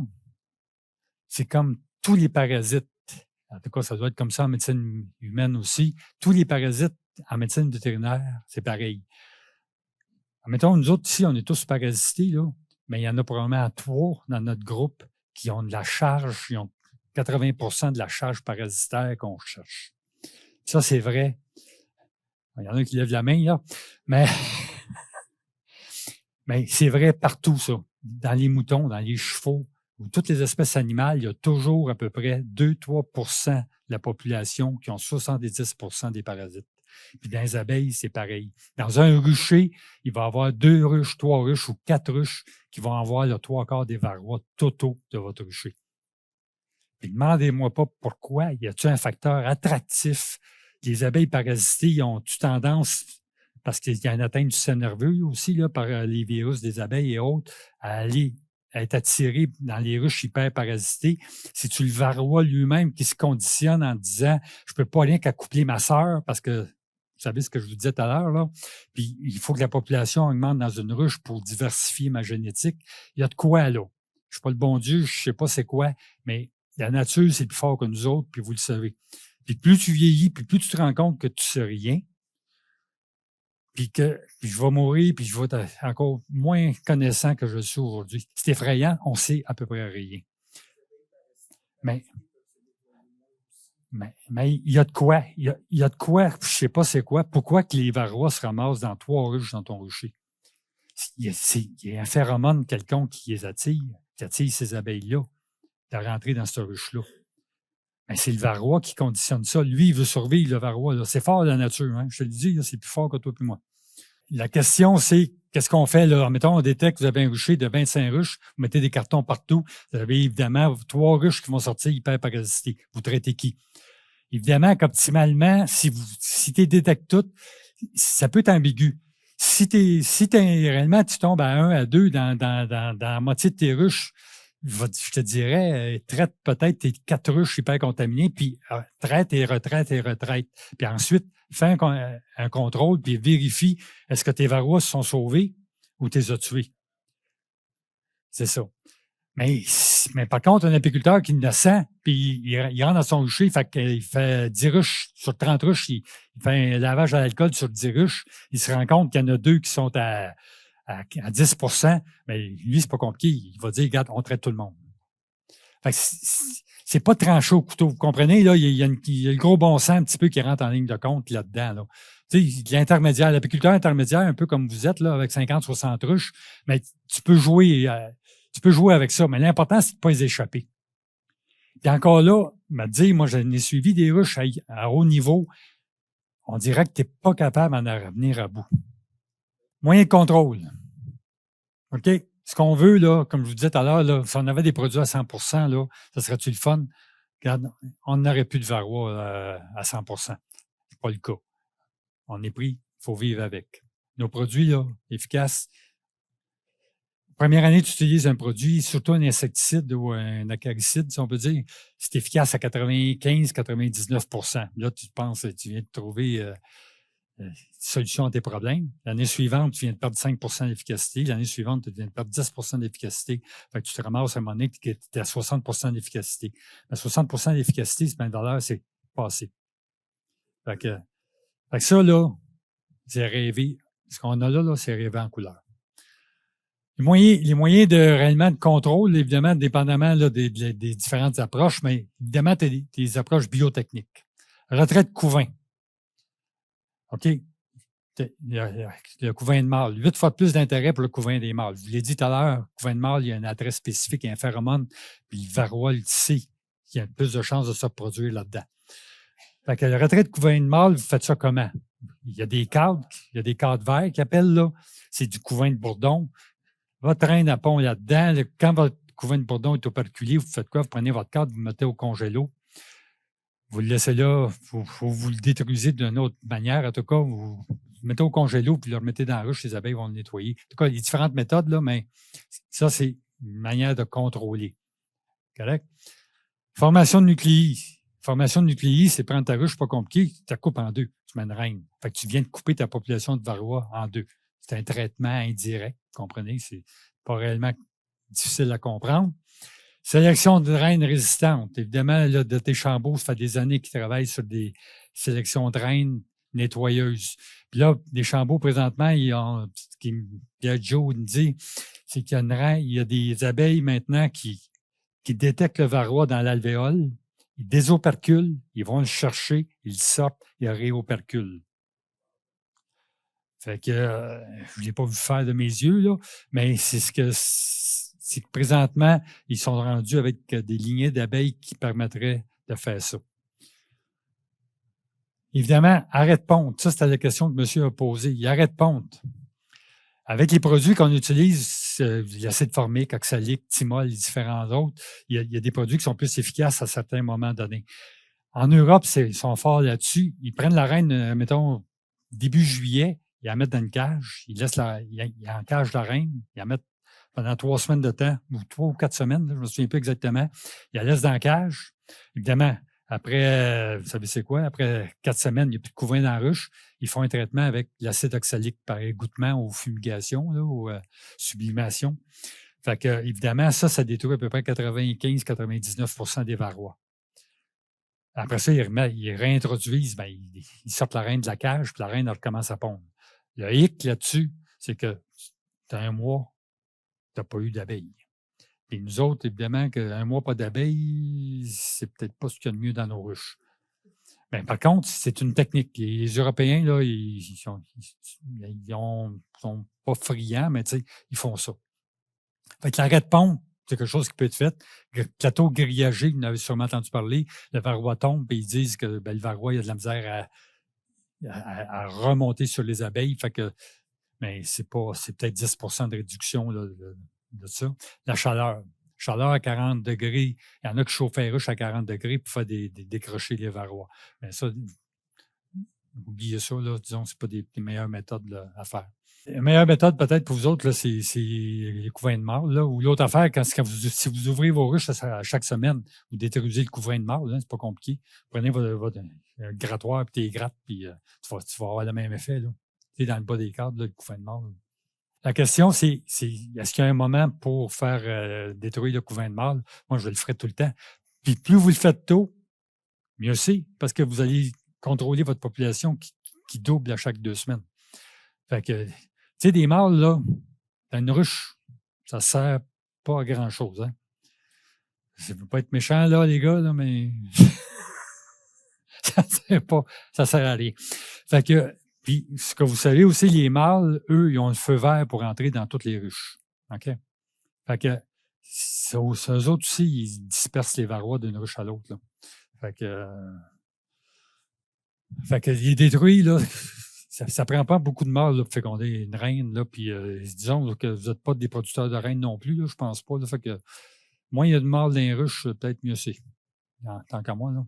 La question, c'est qu'est-ce qui arrive avec le couvain de mâle détruit puis le varroa peut survivre. Le varroa, les jeunes varrois en formation qui ont été pondus, eux autres, ils ne pourront pas survivre, ils vont se trouver à l'air libre, entre guillemets, là. C'est juste la femelle fondatrice qui va rester, qui, elle, va sortir, qui va être capable de survivre. Parce que les abeilles vont nettoyer, vous savez, là, les abeilles vont nettoyer les abéoles puis tout ça, là, puis ils vont tout mettre dehors, eux autres. Fait qu'ils vont mettre le premier mâle, ils vont mettre les œufs en développement, puis ils vont mettre tout ça dehors, là. Mais oui, les abeilles vont tout nettoyer. C'est votre fondatrice qui, elle, va rester dans la ruche, là. Elle, vous ne la tuerez pas, là. La question, c'est qu'est-ce que je fais avec ça? Ben, je fais juste gratter le couvain de mâle. Tu passes, puis un coup de grattoir dessus, puis les abeilles vont vider, là. Si on continue avec les autres produits pour contrôler la varroise, on a quoi? L'acide lactique. Ça, personne ne va utiliser ça. Autre produit que vous connaissez, c'est quoi? L'acide formique. Vous connaissez tous. OK? Acide oxalique, l'huile essentielle, le thymol. Il y a le camphre aussi là, qui a déjà été utilisé. Il y a les produits à base de houblon. Là, vous avez ça, c'est relativement nouveau. Ça a peut-être 2 ans. Ça, le UpGuard, là, c'est un nouveau produit. Ça a été développé par les gens dans l'Ouest. Fumée de tabac, en tout cas, il y a plein de différents produits. Fait que l'acide formique, c'est pas compliqué, par évaporation. C'est l'acide formique 65 ou 62 puis que vous allez retrouver aussi dans le max, la formique pro et autres, là, c'est tout un petit peu le même principe. C'est dégagement par évaporation de l'acide formique. Les quantités d'acide formique, les vapeurs d'acide formique sont toxiques pour le système respiratoire du varroa, puis vous tuez le varroa avec l'acide formique. Le hic de l'acide formique, pour ceux qui l'ont déjà utilisé, c'est que vous ne pouvez pas utiliser ce produit-là s'il fait plus que 28-29 degrés. Fait que si vous utilisez ça pendant qu'il fait chaud, ou si vous mettez vos produits pendant qu'il fait chaud, vous allez tuer des abeilles. Vous tuez des abeilles, ça c'est sûr, là. Puis vous pouvez tuer des reines aussi. Fait que c'est pas c'est l'acide formique, ça a ses défauts. Fait que si vous avez 3 ruches, pas pire, là, tu s'en vas dans le chat à 7 heures le soir, puis il fait chaud, tu mets ton traitement à 7 heures le soir. Mais pour ceux qui n'ont des centaines, c'est pas si fun que ça. Parce que tu ne retournes pas d'un rucher à 40 000, aller mettre tes pattes d'acide formique, tu mets, point, puis tu vis des fois avec les répercussions que ça peut avoir. Fait que l'acide formique, c'est ça. L'acide formique aussi, c'est un acide. Fait que, évidemment, c'est pas un acide fort, mais c'est un acide. Fait que c'est toujours à manipuler avec précaution. Fait que, évidemment, ici, ben, c'est la technique là, du Might Wipe. Là, ça vous dit quoi, le Might Wipe? C'est les tampons quand vous achetez de la viande à l'épicerie. Là. Ce qui est en dessous de la viande, c'est le tampon absorbant. C'est ça qu'on appelle des Might Wipe. Évidemment, ça, tu imbibes ça d'acide formique. Tu déposes ça dans ta ruche, puis c'est bon. Ça, il faut que tu répètes ça aux 4 jours pendant 3, 4, 5 ou 6 fois, dépendamment de. Puis, c'est efficace, mais c'est dépendamment de la température. C'est par évaporation. Fait que s'il fait froid, ça ne s'évapore pas. Puis c'est dépendamment de l'humidité aussi. Fait que c'est 2 facteurs que vous ne contrôlez pas qui fait qu'en sorte que votre efficacité de traitement peut être variable. Fait que c'est pour ça que ça, tu répètes ça, là, cette technique-là, différents temps. Puis évidemment, on va le voir un peu plus loin, tu as ceux qui sont vendus commercialement, là, Formic Pro, puis le Max, puis tout ça, bien ça, évidemment, c'est des pads que vous mettez dans votre ruche, puis même affaire. L'acide oxalique, tant qu'à moi, c'est mon préféré. C'est le plus beau produit qui n'existe pas. Tu n'as pas d'effet néfaste si tu l'utilises de façon correcte, par contre. C'est efficace à 95-99% en absence de couvain. Ça, vous le savez, mais je vous le répète. Si vous utilisez ça en présence de couvain, c'est efficace à 50%. Maximum. Ça veut dire que si vous l'utilisez pendant l'été, ce qui n'est pas homologué pendant l'été, vous n'avez pas une efficacité de plus que 50%. Mais je ne peux pas vous dire de l'utiliser, il n'est pas homologué pour l'été par l'égouttement. Par contre, il est homologué pour utilisation en automne, quand il n'y a plus de miel sur les ruches. Il est homologué par égouttement. ici. C'est quoi? Vous videz la solution là, entre les cartes, là, 5 ml entre cartes d'abeilles, une solution de 30 grammes par litre de sucrose à 1. Là. Fait que ça, vous videz ça. Ou, ce qui est encore mieux, c'est comme ça, par sublimation. L'acide oxalique, j'adore l'acide oxalique. Par contre, si vous l'égouttez à l'automne, l'acide oxalique, c'est toxique pour les abeilles, à la longue. Vous perdez 1/2 à 1/4 d'abeilles pendant l'hiver à cause de l'acide oxalique. Par sublimation, vous ne perdez pas d'abeilles. Fait que si jamais vous voulez traiter l'acide oxalique, allez-y par sublimation. L'efficacité par égouttement et par sublimation est identique. Si vous faites une bonne job par sublimation, vous avez la même efficacité de traitement. Sublimation, tu le fais à l'automne, tu peux le faire au printemps. Tu peux égoutter quand il n'y a pas de miel. Tu peux égoutter à l'automne, tu peux égoutter au printemps. Par contre, c'est dur, je vous dis, par l'égouttement, c'est dur ces abeilles. Au printemps, c'est dur ces abeilles. Égoutter au printemps, l'acide oxalique, c'est dur. C'est un magane. C'est pour ça que si vous n'êtes pas équipé pour l'acide oxalique, je vous conseillerais sublimation. La question, c'est que est-ce que je connais la méthode de dilution de l'acide oxalique dans de l'alcool ou différents autres produits? Ma réponse, c'est non. Tu m'apprends ça. Là. Nous autres, moi, tout ce que je connais, c'est réellement là, c'est chauffer la poudre d'acide oxalique. Puis évidemment, ben là, ça se transforme c'est sublimé, c'est en fumée. Puis là, tu fumigues, entre guillemets, ta ruche. Je ne connais pas l'autre approche. L'acide formique, le bon côté de l'acide formique, c'est que ça peut être utilisé en période de mielie. Pas nécessairement. Ça peut être utilisé en période de mielie. Vous pouvez laisser vos roses à miel. Le hic, c'est que l'acide formique va aller dans le miel.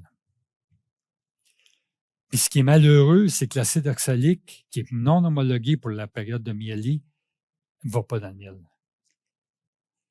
Aussi, je vais vous en donner là-dessus. On retrouve normalement de l'acide formique dans le miel. Dans le miel tout à fait normal, naturel, on trouve de l'acide formique, puis on trouve de l'acide oxalique aussi dans le miel normal.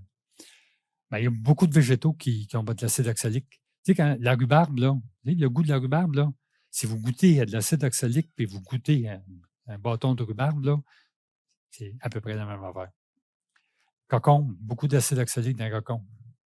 Fait que, évidemment, les abeilles butinent, fait qu'ils vont chercher de l'acide oxalique dans le nectar. Fait que c'est pour ça que c'est un peu malheureux que l'acide oxalique, il n'y a pas d'homologation en période de mielie. C'est pas efficace beaucoup, mais par contre, il y a 0 accumulation. Tu sais, ça, je l'ai démontré à maintes reprises, là, du miel, les ruches traitées avec du miel, il n'y a jamais plus, il n'y a même pas une tendance d'accumulation.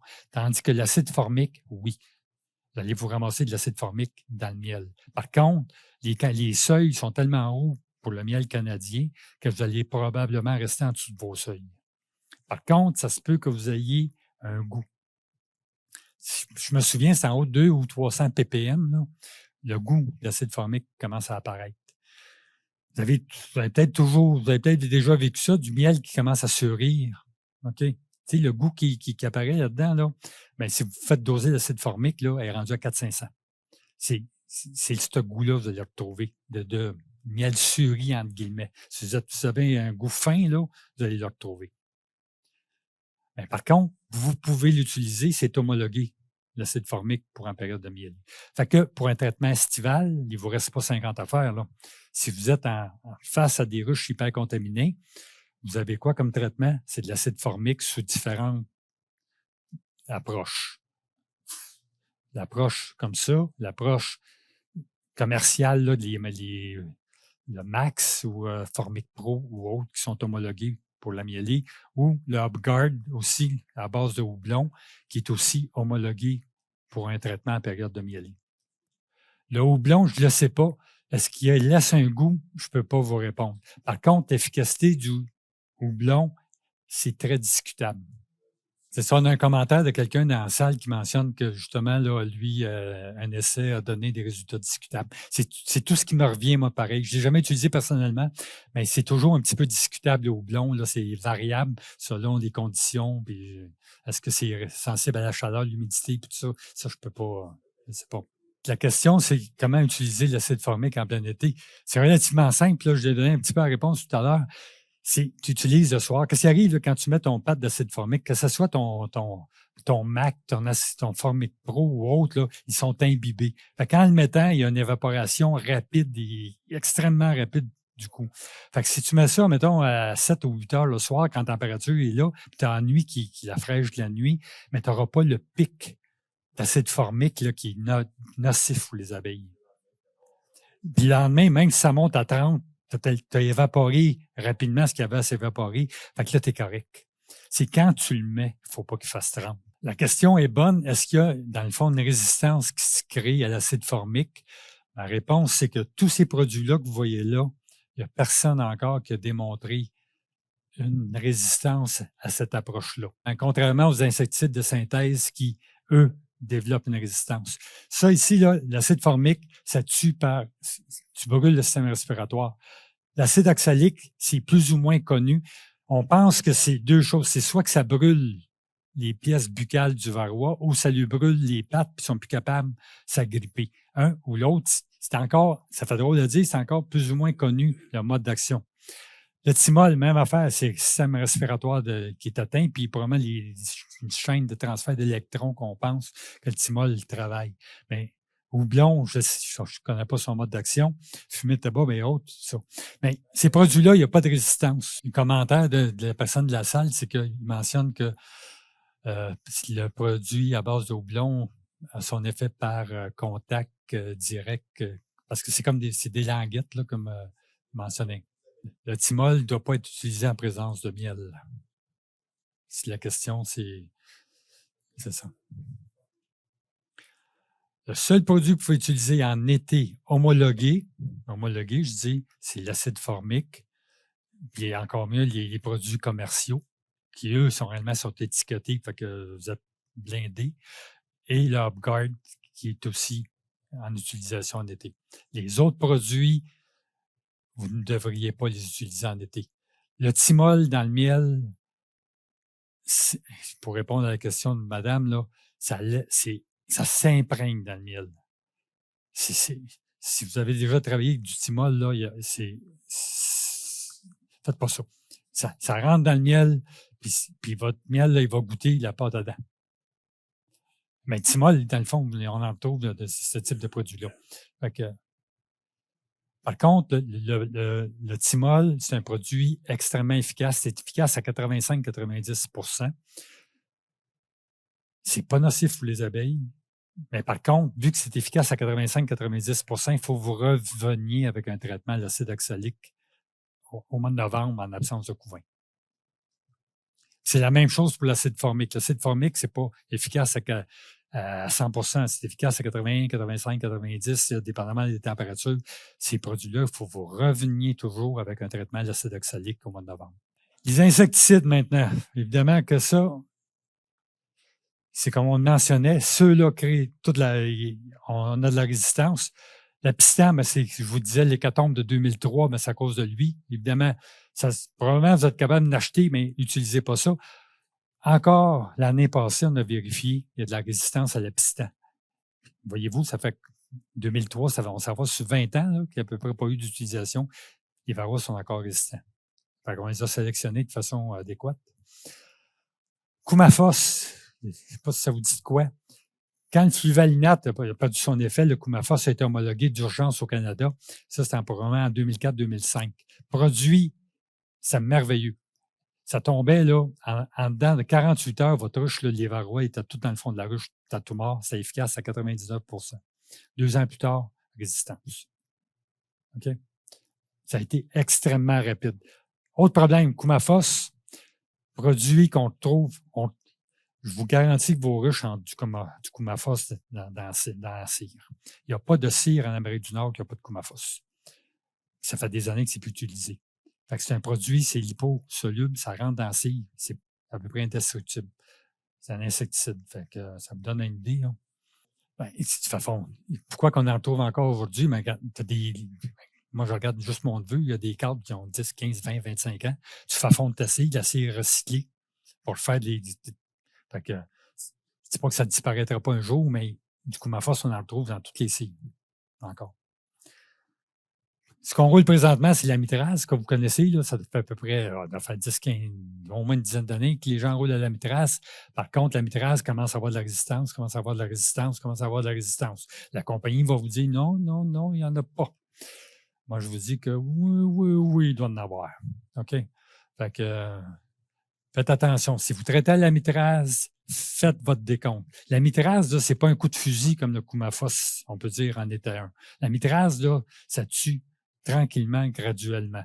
Vous mettez vos languettes, c'est des languettes, là, ça ressemble c'est tout à peu près le même principe, c'est des languettes que vous insérez entre les rayons. Mais la mitraz, c'est long, ça agit lentement. Ça veut dire que ça va tomber pendant 42 jours. Mais au bout de votre 42 jours, là, vérifiez ce qui vous reste. Il y a bien des chances, si vous avez de la résistance, là, qu'il vous reste encore des varrois plus que vous en voulez. Fait que c'est possible que vous ayez à faire un traitement à l'acide oxalique pour ça. Ça se peut que votre produit soit efficace à 50 aussi. Fait que faites attention. La question, c'est pourquoi il faut traiter avec faudrait traiter avec d'autres produits si on finit par l'oxalique. Mais l'affaire, c'est que en septembre, là, il faut que tu diminues la population de varroa le plus bas possible.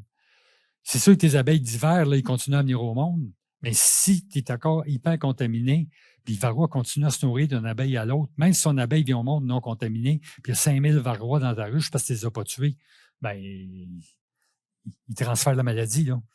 Fait que c'est pour ça que l'important, là, vous le savez, puis c'est écrit partout, c'est enlever votre miel d'automne le plus vite possible. Idéalement, là, après le 10 septembre, vous ne devriez plus avoir de miel de ces ruches. Si vous êtes capable, là, 1er septembre, vous ne devriez plus avoir de miel sur vos ruches, puis vous devriez faire votre traitement d'automne, selon vos populations de varroa. Si vous avez un varroa qui tombe en septembre sur votre carton par jour, laissez votre miel jusqu'au 15, s'il fait beau et chaud. Là.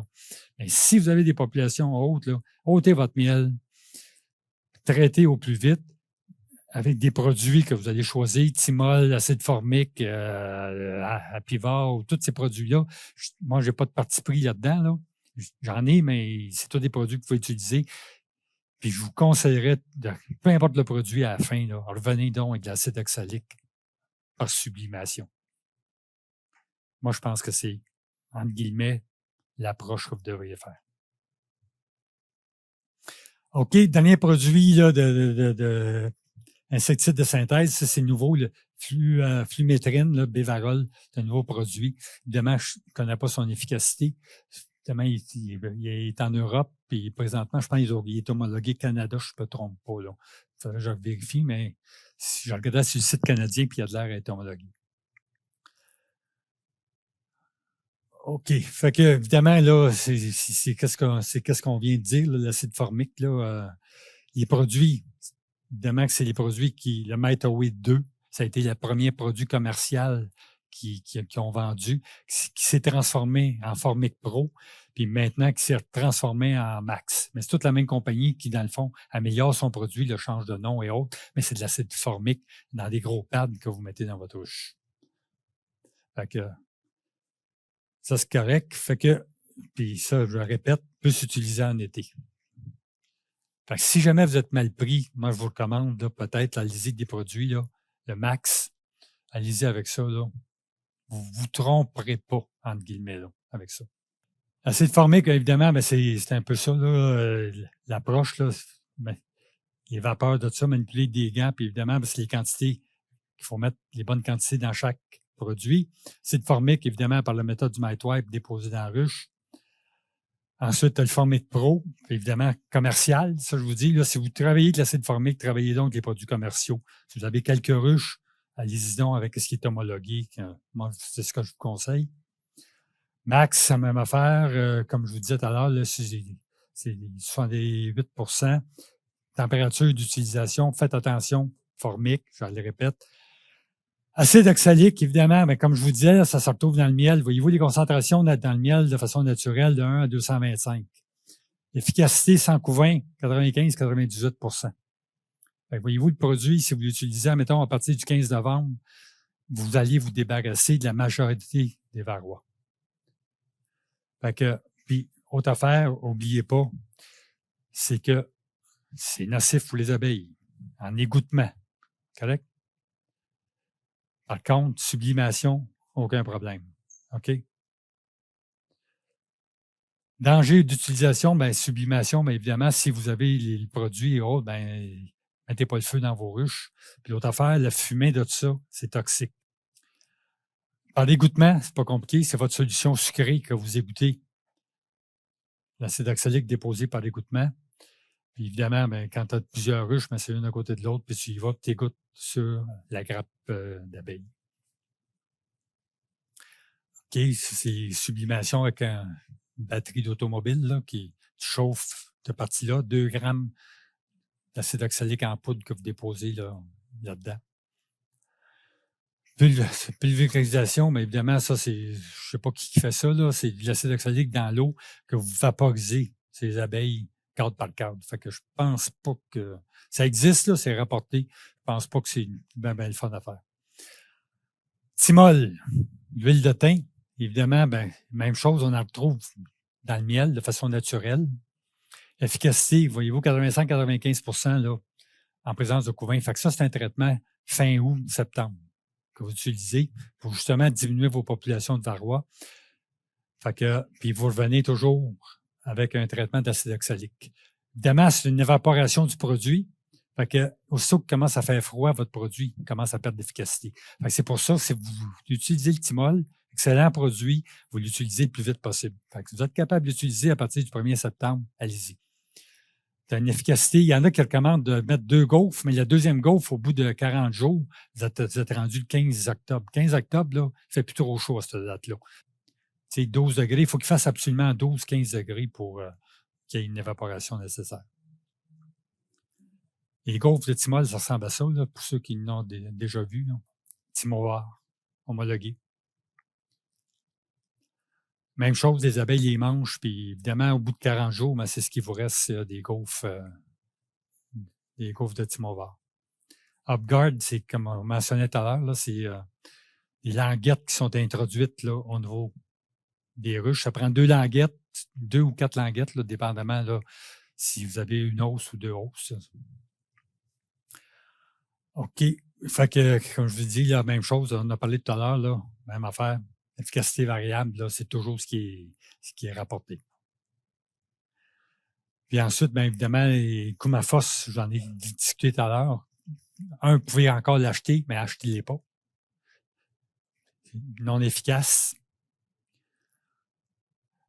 Coumaphos, évidemment, c'était utilisé de cette façon-là, la même affaire. Ici, on voit notre carton collant, puis voyez-vous ici, là, c'était des languettes qui étaient imprégnées. Les abeilles marchaient là-dessus, s'imprégnaient de Coumaphos, puis évidemment, leur varroa qui est sur les abeilles était tué par contact. Fluvalinate, c'est le même principe.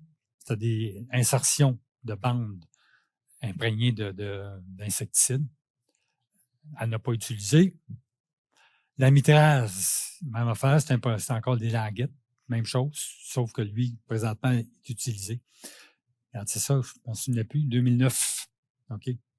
Fait que, on aurait, c'est ça que je vous disais, là. Ce que j'ai vu, on aurait 35 de résistance au Canada. La compagnie dit que peut-être que non, c'est pas tout à fait ça. Mais moi, j'ai tendance à croire que la résistance est installée.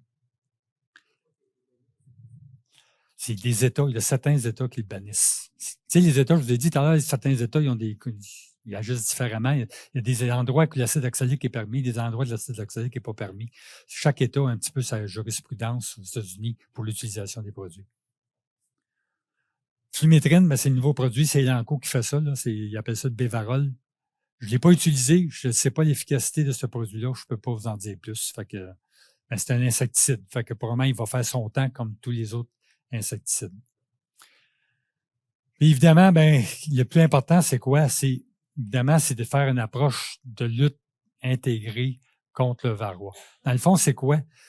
Qu'est-ce qu'il faut que vous teniez d'aujourd'hui?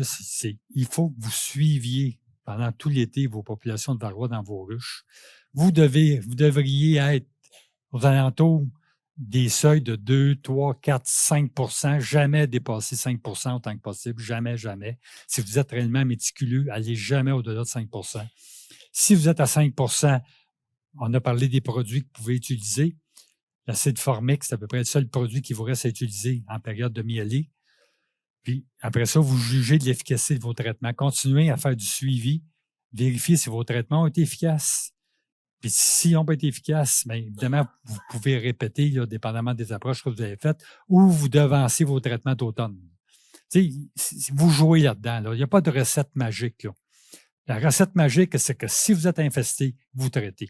C'est ça qu'il faut vous retenir. Puis après ça, c'est votre jugement. En sachant que le varroa se multiplie par 2 aux 2 semaines, retenez ces règles-là, puis vous devriez être capable de gérer vos ruches pour pas qu'ils meurent. OK? Je le répète, ce graphique-là, c'est un des plus beaux graphiques. Voyez-vous, 2 et plus, vos taux de mortalité d'abeilles, qu'est-ce qui arrive durant l'hiver. Ça ne vient pas de moi, là, ça vient des Allemands. Fait que ça, c'est un beau graphique à retenir. Fait que, à ne pas oublier, c'est quoi les effets de la ruche à l'automne? Sauver vos abeilles d'hiver. Ça, j'espère que c'est ancré. Il faut que vous sauviez ces abeilles-là. Le seuil à ne pas atteindre, ben, je vous en ai parlé, les pourcentages des tombées, vous avez ça dans votre cahier du MAPAC. Fait que la référence est là. Puis vos approches de traitement, ça vous appartient. Allez-y, des produits homologués. Puis avec ça, vous ne devriez pas avoir de problème. La question, c'est comment on évalue la mortalité sur des ruches hivernées dehors. Bien, le barème, là, pour considérer qu'une ruche est morte, là, c'est 3/4 des moins au printemps. Moi, c'est mon barème. 3/4 d'abeilles et moins au printemps. Moi, je considère que la ruche est morte. Vous avez des ruches, là. Avez-vous déjà remonté des ruches à 2/4? Ça va vous prendre à peu près, non, ça va vous prendre l'été à les remonter. À moins de transférer des cadres de couvain d'une ruche, puis d'ici, c'est ça, puis vous allez travailler. Mais on dirait qu'une ruche qui est, excusez le terme, là, abîmée ou poquée, excusez le terme, poquée, là, vous savez ce que je veux dire, là, c'est comme un radet dans une portée de porcelet. Tu n'es pas capable de passer au travers de ça. Quand c'est mal parti, on dirait que tu n'en viens pas à bout. Puis vous allez voir aussi en arrière, là, c'est un rucher, comment je faisais ça, hôpital qui est en arrière. C'est à toutes les ruches de mon neveu, là, un petit peu ruches, entre guillemets, poquées. On les a amenés là pour voir qu'est-ce qu'il était pour faire cet été. Bien, il y en a la moitié qui ont fini à rien, puis une autre moitié qui commence un petit peu à prendre forme. On est rendu au mois d'août. Fait que, en tout cas, vous avez des ruches, là, et je pense que je vous renseigne, vous diriez de nouveau, là, mais c'est un peu ça l'apiculture. Fait qu'une ruche, pour moi, au printemps, qui a 3/4 des mois d'abeilles, souvent, tu secoues les abeilles devant l'autre ruche, puis tu repars, tu remets une reine, puis tu refais nucléer. C'est quasiment moins de trouble que de travailler dessus. En tout cas, personnellement, là, mais ça vous appartient aussi.